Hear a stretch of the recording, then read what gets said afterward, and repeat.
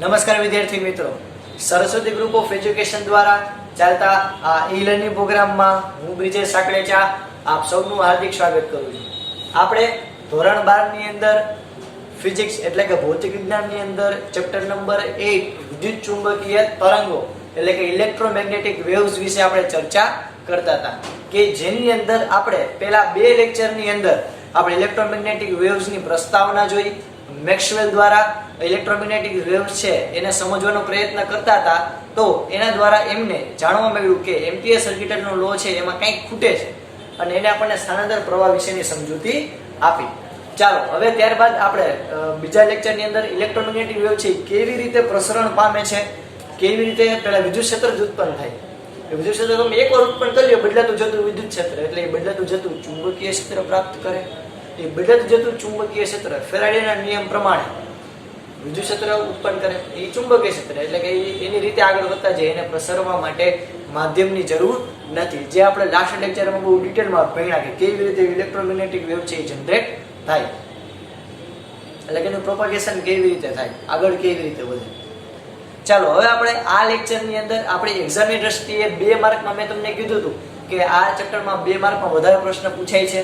કોઈ એક જ પ્રશ્ન પૂછાય 2 માર્કનો, અથવા તો ક્યારેક મજા આવે 3 માર્કમાં પૂછી નાનો પાડીએ. તો આ 2 માર્કનો પ્રશ્ન કેવો પૂછાય તો કે જો મોસ્ટ ઘણી બધી વાર ઓલમોસ્ટ પૂછાય એવો છે, જે આજનું હેડિંગ છે વિદ્યુત ચુંબકીય તરંગોની લાક્ષણિકતા. વિદ્યુત ચુંબકીય તરંગોની લાક્ષણિકતા.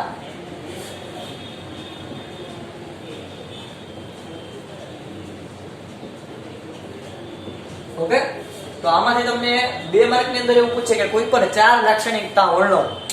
વિદ્યુત ચુંબકીય તરંગની કોઈ પણ 4 લાક્ષણિકતા વર્ણવો એટલે કે 4 લાક્ષણિકતા સમજાવો. તો ટોટલ આપણે જોશી કે 9 જેટલી લાક્ષણિકતા છે, એમાંથી તમને કોઈ પણ મજા આવે નહીં તમારે 4 લખી નાખવાની જો કોઈ પણ પૂછે તો. અને ક્યારેક એમ કે 3 માર્કમાં કે વિદ્યુત ચુંબકીય તરંગની લાક્ષણિકતા, તો 9 જેટલી લાક્ષણિકતા છે એ આપણે લખવાની. ઓકે, સાવ ચંપુ જેવી જ છે, કાંઈ નથી. આપણે ભણતા જઈએ, એક એક લાક્ષણિકતા આપણે જોતા જઈએ અને ડિટેલમાં એનો અભ્યાસ કરતા જઈએ. ચાલો તો સ્ટાર્ટ કરીએ. સૌથી પહેલી લાક્ષણિકતા. તો સૌથી પહેલી લાક્ષણિકતા ઇલેક્ટ્રોમેગ્નેટિક વેવ. શું તો કે સૌથી પહેલી લાક્ષણિકતા કે EM વેવને એટલે કે તમારે આખું લખવાનું ઇલેક્ટ્રોમેગ્નેટિક વેવને, EM વેવને સમીકરણ રૂપે દર્શાવી શકાય. સમીકરણ સ્વરૂપે દર્શાવી શકાય.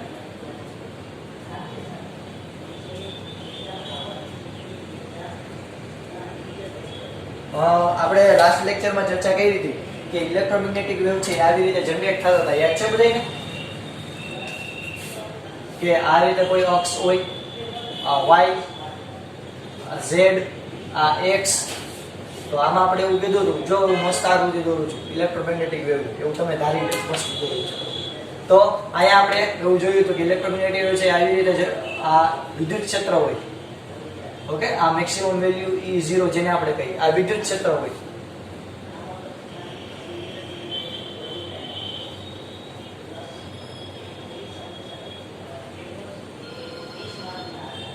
આ વિદ્યુત ક્ષેત્ર હોય. આવડું આ ચુંબકીય ક્ષેત્ર એને લંબ હોય. યાદ છે આપણે એવું ગણતા હતા.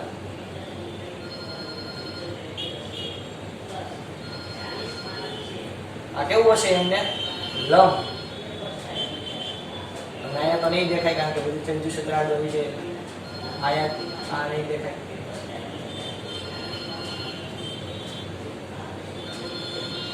જો મેં આખી આ 3D જેવી આકૃતિ દોરવાની ટ્રાય કરી, આવી રીતે લંબ હોય એકબીજાને. તો આપણે એમાં જોયું હતું કે આ જે છે એ ચુંબકીય ક્ષેત્ર ની મહત્તમ વેલ્યુ B0 દર્શાવે. તો આપણે એ કીધું હતું કે આને તરંગ સ્વરૂપે આ જે દર્શાવે છે તો આપણે એને તરંગ સ્વરૂપે લખી શકીએ. કેવી રીતે તો કે આપણે આકૃતિ મુજબ જોઈએ તો અહીંયા આપણે શું લખી શકીએ તો કે આપણે અહીં લખી શકીએ સદિશ સ્વરૂપે. જો લાક્ષણિકતા એક જ છે, એક જ લીટીમાં કે EM વેવને સમીકરણ સ્વરૂપે દર્શાવી શકાય. હવે હું સમજાવું છું કેવી રીતે. તો કે સદિશ સ્વરૂપે તમે વિદ્યુત ક્ષેત્ર EY ને શું લખી શકો તો કે ભાઈ E0 sin કાઉન્સમાં kx minus omega t. Okay, ત્યારબાદ આપણે બીજું સમીકરણ જે છે કે જે ચુંબકીય ક્ષેત્ર માટે લાગુ પડે તો ચુંબકીય ક્ષેત્ર કઈ દિશામાં? z દિશામાં. તો z b0 sin કૌંસમાં kx - ωt. આ x શું દર્શાવતો કે પ્રસરણની દિશા. તો અહીંયા આપણને એ ખબર હોવી જોઈએ કે જ્યાં ઓમેગા = 2πf ફ્રીક્વન્સી, k એટલે તરંગ સદિશ કે જેને કહેવાય 2π/λ. ઓકે, અને આ સિવાય બીજું અગત્યનું ઘટક છે કે તરંગની ઝડપ. તરંગની ઝડપ c જેને દર્શાવાય એટલે કે એના બરાબર થાય ω/k. ક્લિયર છે? ω/k. આટલું પહેલા બધાને ક્લિયર થાય? ઓકે, આના બરાબર હજી હું શું લખી શકું? f/λ એમ લખી શકું. હાલ આટલું ક્લિયર થાય પહેલા બધાને. તો આ પહેલી લાક્ષણિકતા પહેલા બધાને ક્લિયર થઈ. ચાલો હવે બીજી લાક્ષણિકતા આપણે વર્ણવીએ. તો બીજી લાક્ષણિકતા, પહેલી લાક્ષણિકતા શું? તો કે ભાઈ ઇલેક્ટ્રોમેગ્નેટિક વેવને હું તરંગ સ્વરૂપે દર્શાવી શકું. ભાઈ તો સાચી વાત જ છે. આપણે એક લઈ. બીજી લાક્ષણિકતા તો કે E સદિશ અને B સદિશ વચ્ચેનો સંબંધ.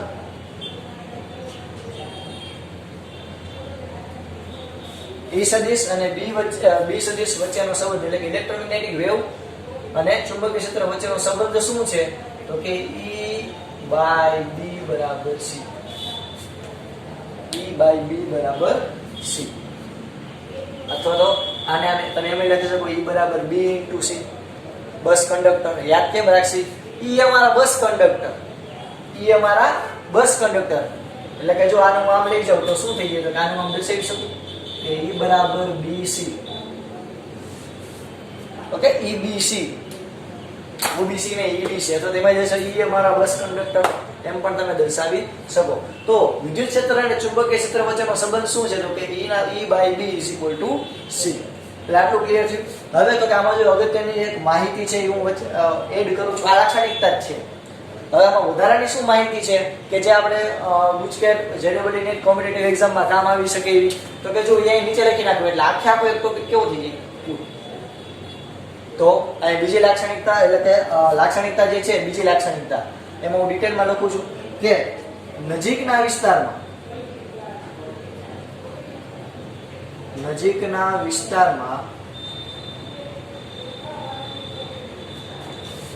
E સદિશ અને B સદિશ બંને એકબીજાને લંબ હોય.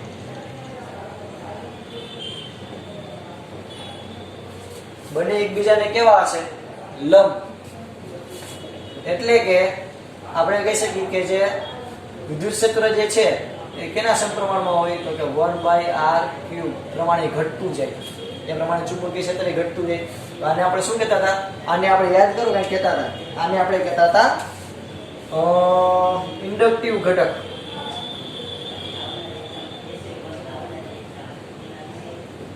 યાદ આવ્યું બધાને? ચાલો પછી દૂરનો વિસ્તાર હોય. મેં કીધું કે આ જો તેના લંબ હોય પછી અતિશય આમ દૂર આયલા જાય, દૂર આમ જાય.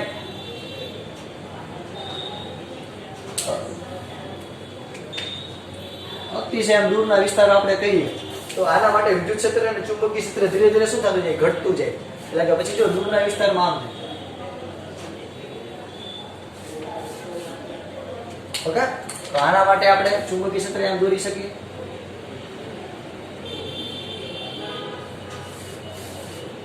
તો બહુ દૂરના વિસ્તારમાં જાય ને, બહુ દૂરના વિસ્તારમાં તો ત્યાં એ બે વચ્ચેની જે કડા તફાવત હોય એ શૂન્ય થઈ જાય છે.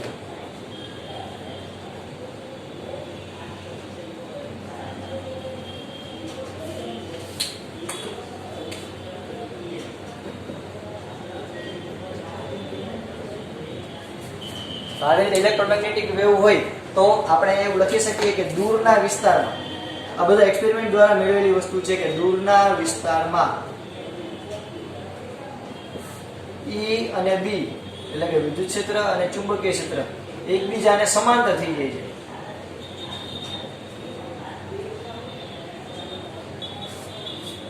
તો ત્યારે વિદ્યુત ક્ષેત્ર E જે છે એ 1/r ના સમપ્રમાણમાં આધાર રાખે. ઓકે, બહુ દૂરના વિસ્તારમાં અને બહુ નાના અમથા પોર્શનની અંદર એવું થાય. ઘણો બધો લાંબો વિસ્તાર હોય એવું નહીં, બહુ નાની અમથી વસ્તુ માટે એવું થાય. તો એને આપણે શું કહેતા હતા? કે એને આપણે કહેતા હતા ઉત્સર્જિત ઘટક.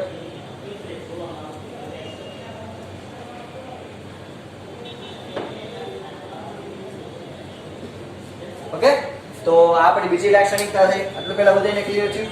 તો આના ઉપરથી આપણે શું કહી શકીએ? તો કે આના ઉપરથી આપણે એવું કહી શકીએ કે E જે છે વિદ્યુત ક્ષેત્ર, હું જો ટૂંકમાં લખું છું, તમે લખી શકશો ડિટેલમાં કે વિદ્યુત ક્ષેત્ર E છે એ શું ઉત્પન્ન કરતો? કે B ઉત્પન્ન કરશે. અને ફેરાડેના નિયમ મુજબ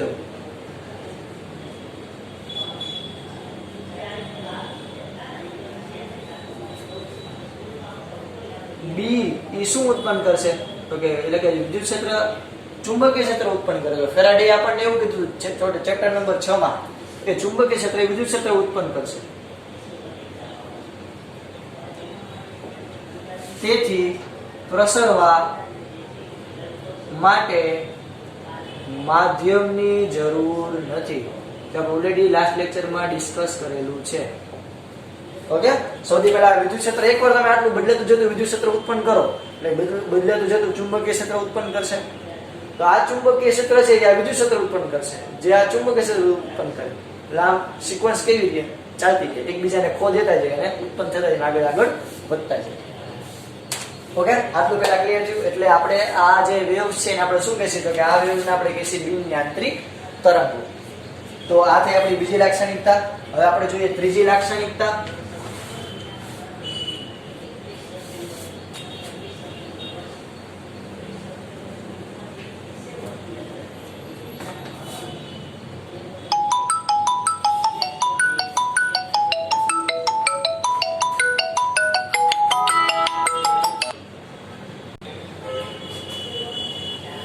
ચાલો, તો આપણે ત્રીજી લાક્ષણિકતા મેળવીએ.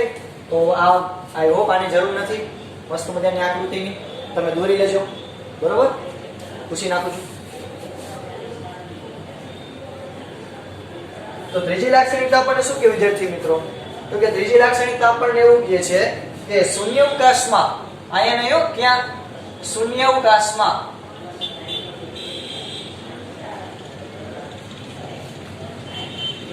EM વેવ એટલે કે ઇલેક્ટ્રોમેગ્નેટિક વેવ, વિદ્યુત ચુંબકીય તરંગો નો વેગ,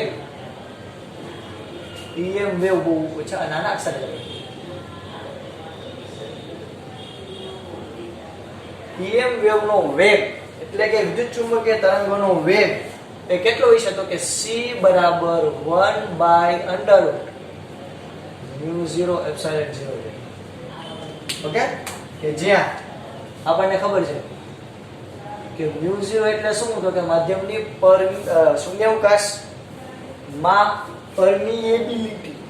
ઓકે, જેનું મૂલ્ય છે 4π ગુણ્યા 10⁻⁷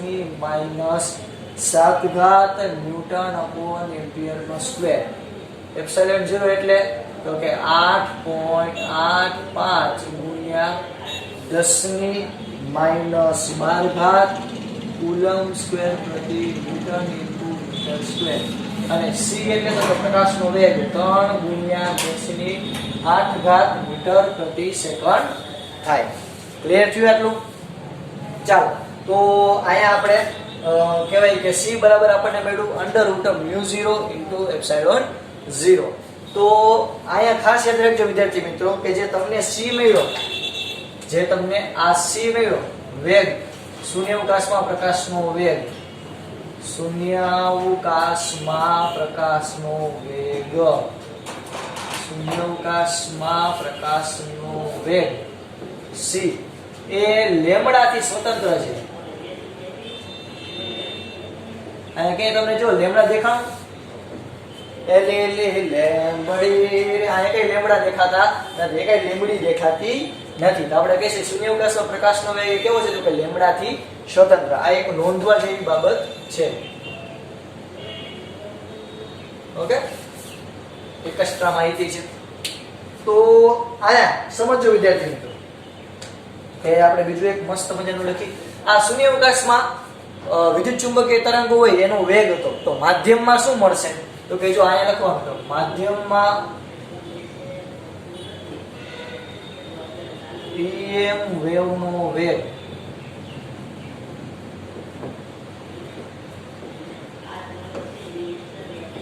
કેટલો મળશે? તો કે c બરાબર √ ઓકે, પણ આપણે એને c કહી શકશું નહીં કારણ કે શૂન્ય અવકાશ નથી, આપણે અહીં લખીશું v. એટલે કે કોઈ પણ માધ્યમમાં ઇલેક્ટ્રોમેગ્નેટિક એટલે કે વિદ્યુત ચુંબકીય તરંગોનો વેગ કેટલો થશે? તો કે μ * e, કે જ્યાં μ એટલે માધ્યમની પરમિએબિલિટી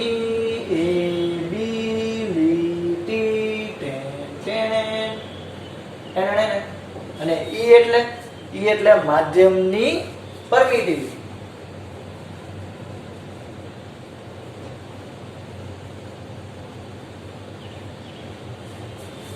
ઓકે, આટલું ક્લિયર થયું. માધ્યમમાં ઇલેક્ટ્રોમેગ્નેટિક વેવનો વેગ v બરાબર 1/√μ × એપ્સિલોન. આટલું પહેલા બધાને ક્લિયર થયું. તો આ જો હકીકતમાં આ વેગ છે એના કરતા શું કામ અલગ હોય? તો કે જો હું તમને સમજાવું. માની લો કે મારી પાસે કોઈ આવો એક પદાર્થ છે, માની લો કે લોખંડનો ટુકડો છે, તેના આવી રીતે અસંખ્ય આવા અણુઓ છે.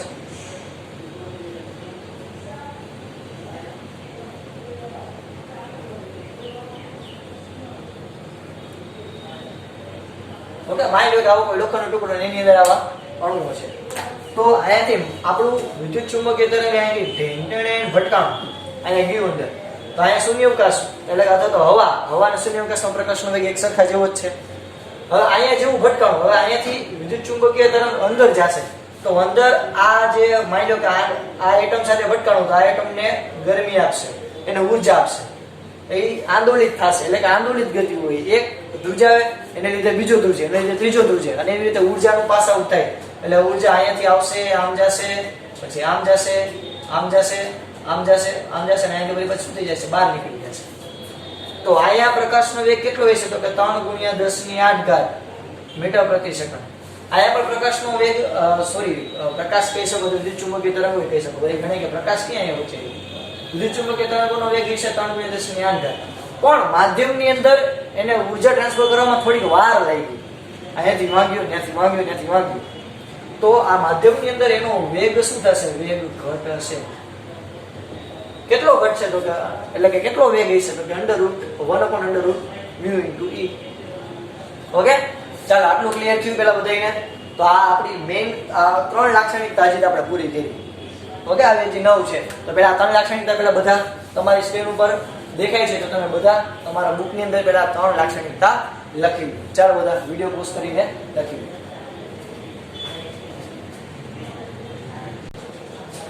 ચાલો તો સ્ટાર્ટ કરીએ આપણે ફરી પાછી ચોથી લાક્ષણિકતા ઉપર આપણે આગળ વધીએ. તો પેલી 3 લાક્ષણિકતા આપણે કઈ કઈ વિદ્યાર્થી મિત્રો? સૌથી પહેલા પેલું સમીકરણ સ્વરૂપે દર્શાવી શકાય. બીજી E અને B વચ્ચેનો સંબંધ. E અમારો બસ કંડક્ટર એટલે કે E બરાબર BC અથવા તો E/B = C. ત્રીજી આપણે શું જોઈ? તો કે માધ્યમમાં પ્રકાશનો વેગ અથવા તો વિદ્યુત ચુંબકીય તરંગોની સ્પીડ શૂન્યાવકાશમાં કેટલી હશે? તો કે C બરાબર 1/√ε0 × μ0, અને માધ્યમમાં 1/√ε × E, એટલે કે ત્યાં માધ્યમનું લઈ લેવાનું, આ શૂન્યાવકાશ. ઓકે, ચાલો હવે ત્યાર પછી આપણે વાત કરીએ ચોથી લાક્ષણિકતાની. તો ચોથી લાક્ષણિકતા હું તમને છેલ્લે કહીશ. પહેલા આપણે એક સાબિતી જોઈએ. તો જો તમે ભણી ગયા છો ચોથા ચેપ્ટરમાં અને પહેલા ચેપ્ટરની અંદર સાપેક્ષ પરમિએબિલિટી અને સાપેક્ષ પરમિટિવિટી વિશે. તો ત્યાં તમે આવું ભણી ગયા હતા કે સાપેક્ષ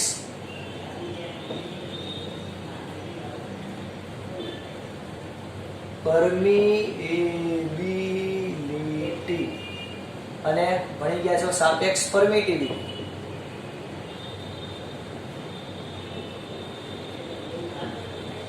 ઓકે, આ બે વિશે તમે ભણી ગયા છો. સાપેક્ષ પરમિએબિલિટી એટલે તો કે μr અને સાપેક્ષ પરમિટિવિટી એટલે તો કે εr. શું થાય? તો કે સાપેક્ષ એટલે તો કે શૂન્યાવકાશની સાપેક્ષે માધ્યમના શૂન્યાવકાશની પરમિએબિલિટી એના છેદમાં માધ્યમમાં પ્રકાશની પરમિએબિલિટી, અને આયા તો કે શૂન્યાવકાશમાં પ્રકાશની પરમિટિવિટી છેદમાં માધ્યમની પરમિટિવિટી. તો આવું થતું.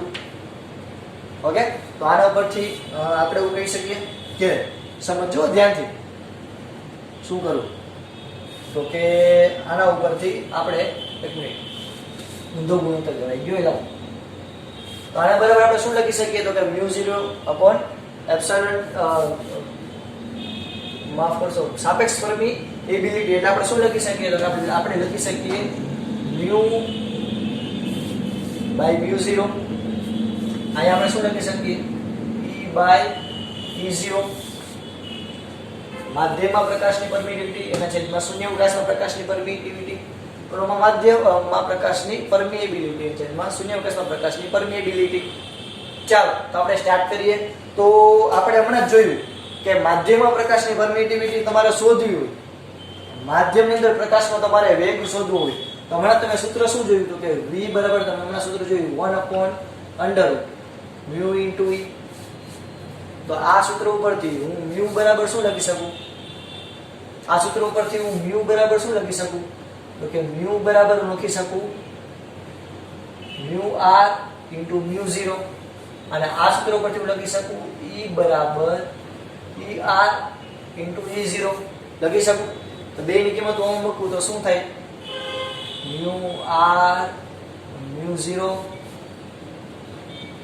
ER E0 આવું થાય ચાલો તો આમાં બે અને એક સરખા પદને એક સરખા લઈ લો તો શું થાય v બરાબર 1/છેદમાં આ r વાળા પદને સાથે લઈ લો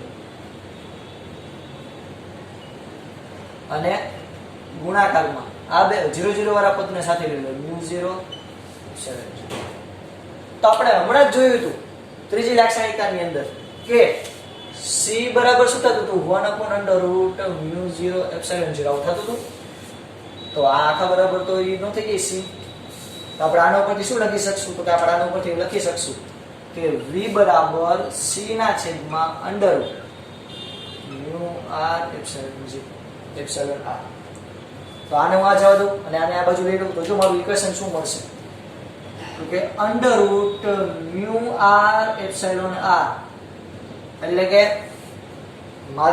સાપેક્ષ પરમિએબિલિટી સાપેક્ષ પરમિટિવિટી એનું અંડરરૂટ ઇક્વલ ટુ c/v તો c/v એટલે શૂન્યાવકાશમાં પ્રકાશની ઝડપ એના છેદમાં માધ્યમમાં પ્રકાશની ઝડપ તો તમે 10મા ધોરણમાં ભણ્યા હતા યાદ છે કે વક્રી ભવનાંક η = c/v નિરપેક્ષ વક્રી ભવનાંક એટલે કે c/v કર્વ આપણે યાદ રાખતા કે η = કર્વ એટલે તો કે શૂન્યાવકાશમાં પ્રકાશની ઝડપ ના છેદમાં માધ્યમમાં પ્રકાશની ઝડપ અરે યાર તમે ભણ્યા હતા વક્રી ભવન કે પ્રકાશ જાતો હોય જેવો હવામાંથી કાચમાં વળે થોડો વાંકો વળી જાય તો એને આપણે કહેતા હતા વક્રી ભવનાંક તો આ વક્રી ભવનાંકનું સૂત્ર થયું c/v આના બરાબર તમે શું લખી શકો ઈટા ઓકે તો આપણે લાક્ષણિકતા શું છે આના ઉપરથી તો આપણે આના ઉપર લાક્ષણિકતા લખી શકશું કે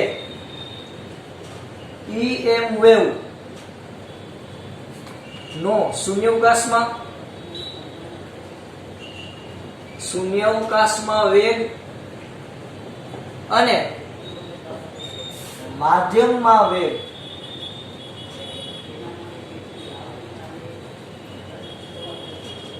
નો ગુણોત્તર વિદ્યુત ચુંબકીય તરંગનો શૂન્યાવકાશમાં પ્રકાશનો વેગ અને માધ્યમમાં વેગ એ બેનો ગુણોત્તર એ માધ્યમનો વક્રી ભવનાંક આપશે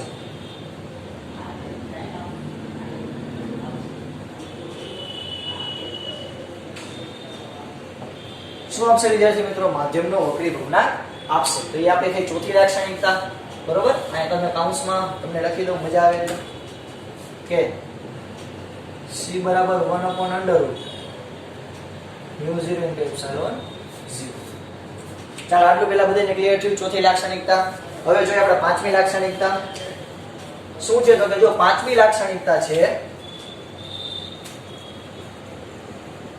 પાંચમી લાક્ષણિકતા તો કે EM waves એટલે કે વિદ્યુત ચુંબકીય તરંગ એ વક્રીભવન વિવર્તન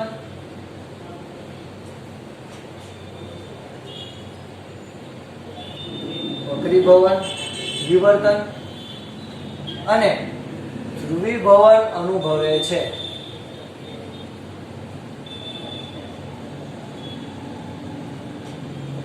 જે તમે ચેપ્ટર નંબર 9 એટલે કે આ પછીનું આપણું ચેપ્ટર છે પ્રકાશનું, એમાં તમે આ ત્રણેય લાક્ષણિકતા ડિટેલમાં ભણશો. જેમાં ઓલરેડી તમને વક્રીભવન તો તમે જાણો જ છો કે કોઈ પ્રકાશ જાતો હોય અને માધ્યમ બદલે એટલે થોડોક વાંકો વળે. ઓકે, તો એ વક્રીભવન. વિવર્તન પણ એવી જ રીતે એક પ્રકાશનો ગુણધર્મ જ છે. અને ધ્રુવીભવન એટલે કે પોલેરાઇઝેશન, બધી દિશામાં પ્રકાશ આમ એક જ જગ્યાએ બધી દિશામાં ફેલાય, એ આખો ગુણધર્મ છે ધ્રુવીભવન. તો ઇન શોર્ટ EM વેવ છે જે વક્રીભવન, વિવર્તન અને ધ્રુવીભવન અનુભવે છે. ઓકે, ત્યારબાદ છઠ્ઠી લાક્ષણિકતા જોઈએ આપણે. છઠ્ઠી લાક્ષણિકતા, તો કે છઠ્ઠી લાક્ષણિકતા શું કીધું? તો કે જો સમજજો, EM વેવ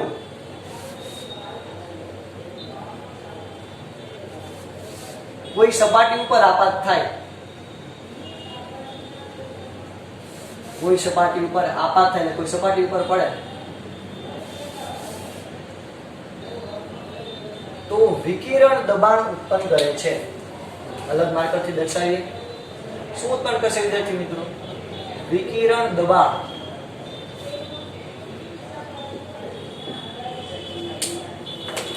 વિકિરણ દબાણ ઉત્પન્ન કરે છે.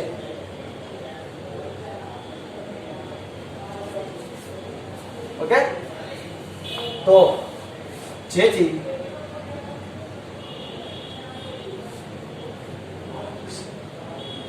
સપાટીને વેગમાન આપે છે. જો સમજીએ, ઉદાહરણ દ્વારા આપણે સમજીએ કે આવી રીતે માની લો કે કોઈ બ્લોક હોય, આ બ્લોકની અંદર વિદ્યુત ચુંબકીય તરંગો છે, આમ પડશે એટલે જે આ ભટકાશે ત્યાં શું ઉત્પન્ન? તો કે ત્યાં દબાણ લગાડશે. મારે અંદર જવું, ભાઈ મારે અંદર જવું, તો ત્યાં વિકિરણ દબાણ ઉત્પન્ન કરશે. આ વિકિરણ દબાણ છે આપણે એને ઉધારી લઈએ કે ડેલ્ટા ટી જેટલા સમયે એ ક્ષેત્રફળની સપાટી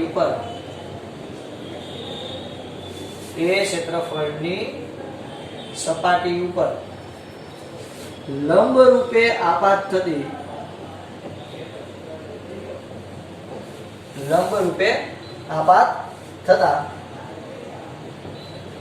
EM વેવની ઊર્જા U હોય, U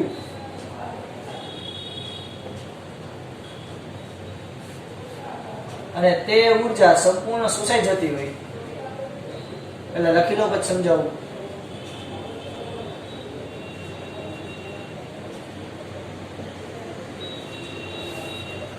તો વિકિરણને મળતું વેગમાન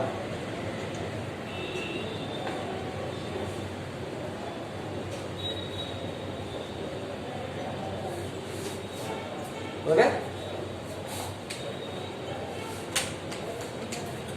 જો EM વેવ કોઈ સપાટી ઉપર આપાત થાય તો વિકિરણ દબાણ ઉત્પન્ન કરે. એટલે કે જો આવી રીતે ઇલેક્ટ્રોમેગ્નેટિક વેવ આવતું હોય અને કોઈ દિવાલ એને ભટકાય તો જ્યાં લંબરૂપે આપાત થાય ત્યાં દબાણ ઉત્પન્ન કરશે કે જેને લીધે વિકિરણને શું મળશે? વેગમાન મળશે. ઓકે, કે જેથી સપાટીને નહીં આવે, અહીંયા વિકિરણને વેગમાન આપે છે.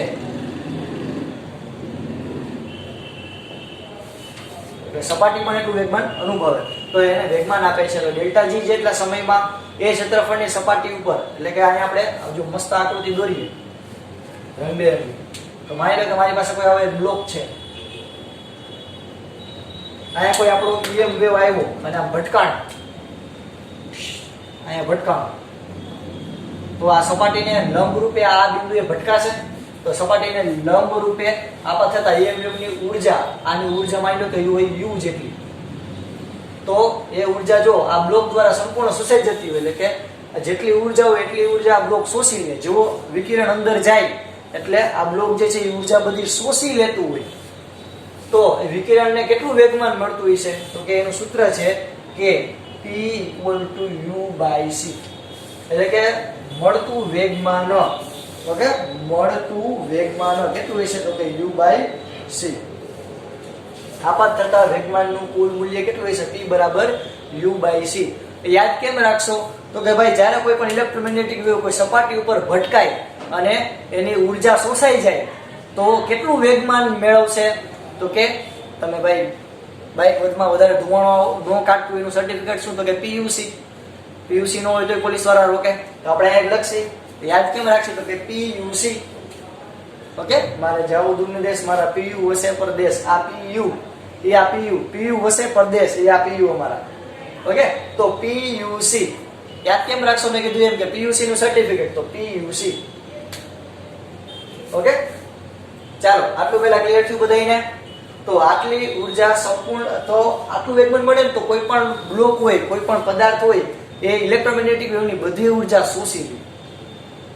ઓકે, તો આટલું ક્લિયર થયું. પહેલા ચોથી, પાંચમી અને છઠ્ઠી લાક્ષણિકતા. હજી એકવાર સૌથી પહેલી લાક્ષણિકતા કઈ હતી? સૌથી પહેલી લાક્ષણિકતા યાદ કરો. સૌથી પહેલી લાક્ષણિકતા તો કે સમીકરણ સ્વરૂપે દર્શાવી શકાય.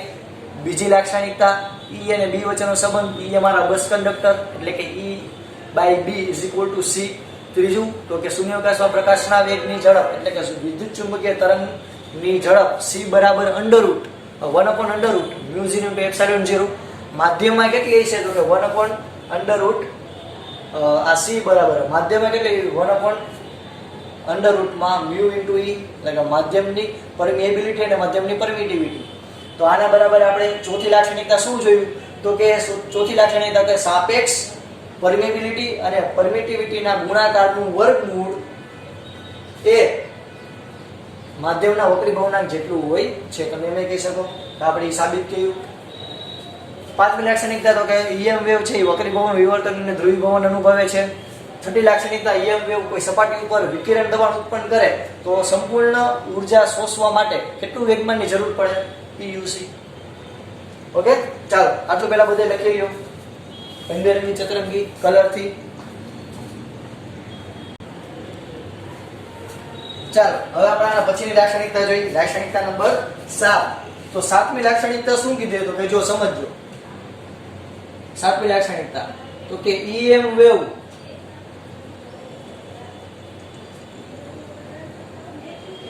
વિદ્યુત ચુંબકીય તરંગો એ ઊર્જાનું વહન કરે છે.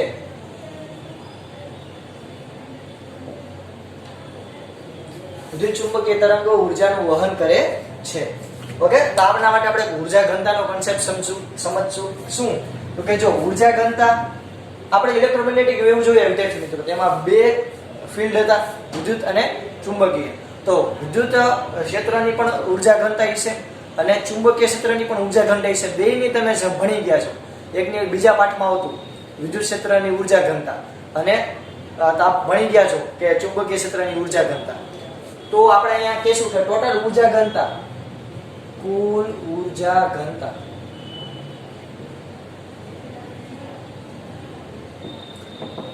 ઘનતા કેટલી થાય તો કે ભાઈ આ બે ફિલ્ડ ધરાવે, વિદ્યુત ક્ષેત્ર અને ચુંબકીય ક્ષેત્ર. તો વિદ્યુત ક્ષેત્રની ઊર્જા ઘનતા એટલે કે ρe, અહીંયા લખશું વિદ્યુત ક્ષેત્રની ઊર્જા ઘનતા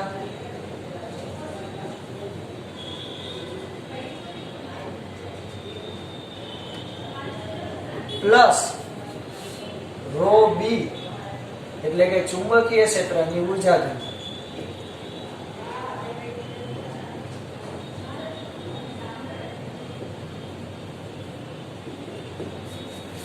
ઓકે, કુલ ઊર્જા ઘનતા કેટલી થશે તો કે કુલ વિદ્યુત ક્ષેત્રની ઊર્જા ઘનતા અને ચુંબકીય ક્ષેત્રની ઊર્જા ઘનતા.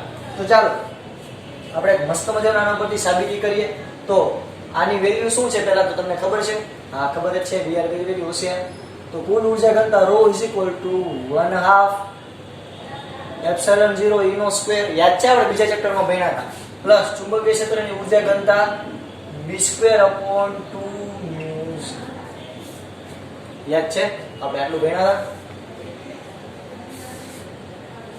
અડધો ફાળો આપશે. કુલ ઊર્જા ઘનતા બરાબર કેટલી થાય તો કે અડધિયા અને અડધિયા. ઓકે, તો 1/2 ε0 E² પ્લસ B²/2 તો આને હું તો સમીકરણ નંબર 1. હવે સમજો, આપણે થોડીક સાબિતી કરશું આમાં. હવે આપણને ખબર છે કે શું તો કે આપણે હમણાં ભણ્યા કે C બરાબર √μ0 × ε0. આના પરથી એમ લખી શકું કે C² બરાબર 1/μ0 ε0 લખી શકું. આ લખી આવું, કાંઈ ખોટું. ચાલો બીજું આના ઉપરથી આપણે શું કરશી? યસ, આના ઉપરથી આપણે જો μ0 ને સૂત્રનો કરતા બનાવવું તો શું આવશે? 1/ε0 * c² ઓકે, તો આપણું એક સમીકરણ થયું અને સમીકરણ નંબર 3. હવે આ બીજું સમીકરણ એક હજી ધ્યાનમાં લઈએ કે લડી લીધું હશે કરીએ. બીજું તો કે આપણે હમણાં એક સૂત્ર જોયું કે E/B = C. આના ઉપરથી હું B બરાબર શું લખી શકું? B બરાબર શું લખી શકું? E/C આમ લખી શકું. તો B² બરાબર શું થશે? E²/C². સમીકરણ નંબર 4. ઓકે, તો અહીંયા આપણે લખી કે સમીકરણ નંબર 3 અને 4 ની કિંમત સમીકરણ નંબર 1 માં મૂકતા, ઓકે, આને એક આપણે સમીકરણ નંબર 2 કહી દઈએ કે જેથી આપણે વચલો ખાતો પૂરાઈએ. તો આયા 3 અને 4 ની કિંમત સમીકરણ નંબર 1 માં મૂકશી તો શું થશે? તો કે જો આપણું શું હતું સૂત્ર? ρ બરાબર 1/2 ε0 e² પ્લસ આ b ની જગ્યાએ આપણે શું મૂકશું? e²/c² છેદમાં 2 μ ની જગ્યાએ આપણે શું લખશું? 1/ε0 * c² આમ લખશું. છેદનો છેદ આ છેદનો છેદ અંશમાં જશે તો શું થશે? ρ બરાબર 1/2 ε0 e પ્લસ e²/2 c² એને ગુણ્યા ε0 c². તો આ c² કેન્સલ. તો આપણને જો ફાઇનલ ઇક્વેશન શું મળ્યું? તો કે આપણને ફાઇનલ ઇક્વેશન એવું મળ્યું કે e બરાબર 1/2 ε0 e² પ્લસ 1/2 ε0 e². તો અડધું અડધું આખું. આપણે છેલ્લું ઇક્વેશન શું લખશું? તો કે કુલ ઊર્જા ઘનતા ρ = ε0 e². ઓકે, તો યાદ રાખવાનું કે વિદ્યુત ચુંબકીય તરંગોનું કુલ ઊર્જા ઘનતા એ વિદ્યુત ક્ષેત્રના સંદર્ભમાં પૂછે તો ε0 e², ચુંબકીય ક્ષેત્રના સંદર્ભમાં પૂછે તો b²/μ0. ઓકે, જો મેં અહીંયા ચુંબકીય ક્ષેત્રમાં કિંમત મૂકી અને મેળવ્યું, એવી જ રીતે તમે વિદ્યુત ક્ષેત્રની અંદર ચુંબકીય ક્ષેત્રની કિંમત મૂકી અને આ ઇક્વેશન તારવી શકો કે કુલ ઊર્જા ઘનતા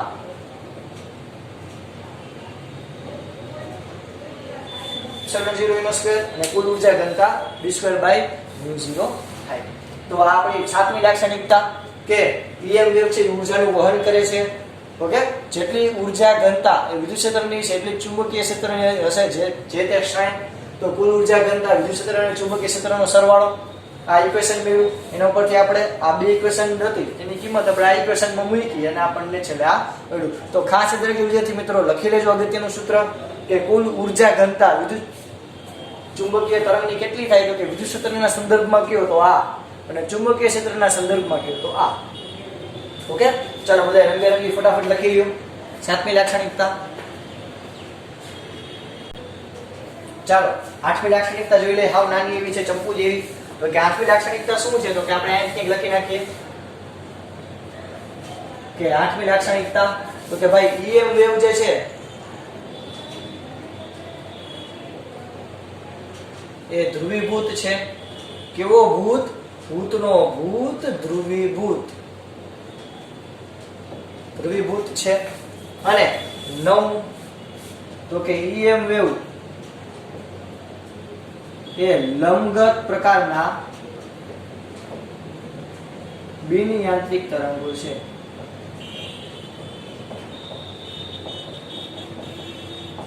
બરાબર, આ મજા આવે. એકમાં બે, આટલા ભાગમાં બે પતી જાય. ઓકે, ઓલરેડી ડિસ્કસ કરેલી છે, છતાં પણ આપેલી છે કે EM વેવ જે ધ્રુવીભૂત છે. આપણે આ પહેલા કીધું હતું કે ધ્રુવીભવન, વક્રીભવન અને વિવર્તન ત્રણેય અનુભવે, છતાં પણ આપેલું છે પણ કે EM વેવ એ ધ્રુવીભૂત છે. અને EM વેવ છે લંબગત અથવા તો બિન યાંત્રિક તરંગો કે જેને પ્રસારવા માટે માધ્યમની જરૂર નથી. તો આ ટોટલ 9 લાક્ષણિકતા હતી વિદ્યાર્થી મિત્રો. સૌથી પહેલી કઈ યાદ કરો? સૌથી પહેલી વેરી ગુડ કે યાદ કરો યાર. સૌથી પહેલી લાક્ષણિકતા આપણે એવું જોયું હતી વિદ્યુત ચુંબકીય તરંગોની કે E જેને સમીકરણ સ્વરૂપે દર્શાવી શકાય.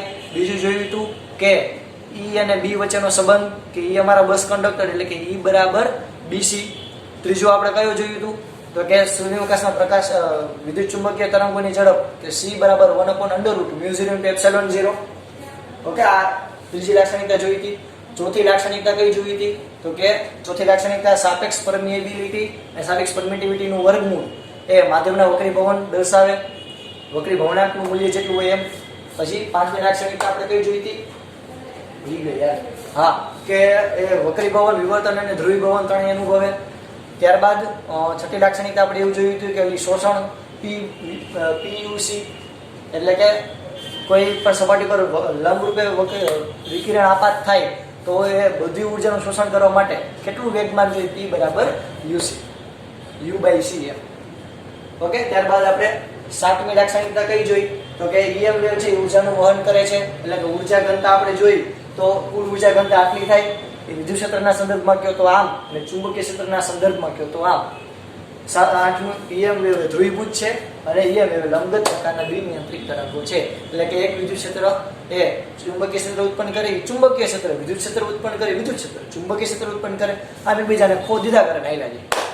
ઓકે. તો અગત્યનો ક્વેશ્ચન છે. તમને કોઈ પણ 4 લાક્ષણિકતા પૂછવાનું કહે, પૂછવાનું તો નહીં પણ તમને લખવાનું કહે આવડી જાય હું ધારી દઉં છું. આ સુધી રાખીએ. આ બધી લાક્ષણિકતા તમારે તમારી પાકી બુકમાં એકવાર અને રફ બુકમાં એકવાર આવી ચતરંગી કલરથી લખવાની છે. ઓકે. આ સુધી રાખીએ. જય ભારત, જય હિન્દ.